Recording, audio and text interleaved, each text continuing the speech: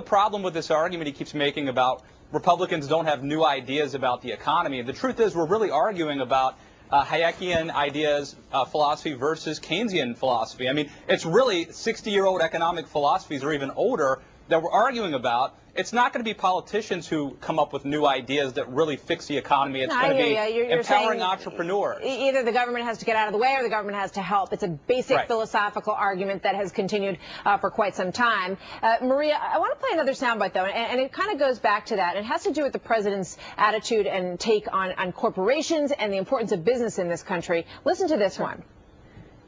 The idea was that if we just had blind faith in the market, if we let corporations play by their own rules, if we left everyone else to fend for themselves, then America would grow and America would prosper. Yeah, he does continue to put this idea out there, Maria, that corporations are bad, insurance companies are bad, Wall Street is bad. I don't know how you turn around the economy unless you, in some cases, get on the same side with these folks, because they are the ones who do most of the hiring and business generating in this country. Actually, 80% it's actually 80% of small businesses, Martha, that do the hiring in this country. And that's where this president draws the line. He's absolutely right in trying to make a distinction that if we just completely deregulate the way that the Republicans did when they were in power, we're going to have a problem the way that we did in 2006 and 2007 and 2008. These are hampering small businesses and corporations. They're all making decisions right now, business decisions, based on what they see in the future.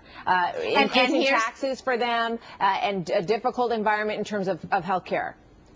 But here's what the president is offering and has been offering, frankly. He's already given, and Democrats have already given, major tax cuts to small businesses, which are the engine of economic growth and job creation in this country. He is trying to propose, and Democrats are trying to propose, additional tax cuts for small business that Republicans are trying to block right now. You know what, and that's what we need to focus on. I was going to pull up another soundbite, but I want to stay with what you're on, Maria, and I want to ask Matt this question, because this is what's going to be laid down. The administration and Democrats are going to point to Republicans and they're going to say, look, we've met you part of the way here. We're putting in tax cuts for research, for experimentation at companies, write-offs for buying new equipment, and that Republicans need to recognize that and say, okay, let's get together because the economy is the priority here, not the election. No indication that kind of meeting of the minds is going to happen before November, Matt.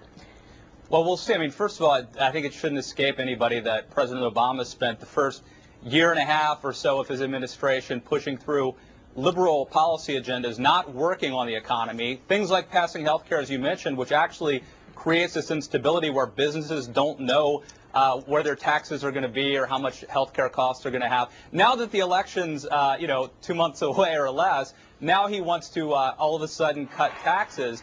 Look, I think, some of the things he's proposed, let's be honest, aren't necessarily bad, like research and development, things like that might help spur growth. I would say this, though, even Peter Orszag, the budget director, said, let's extend the Bush tax cuts 2 more years. Yeah. That's really the simple solution, and everybody would agree on it. And now you've got pushback from Michael Bennet and others who are running for office out there. You guys, we got to leave it there, and I'm sorry.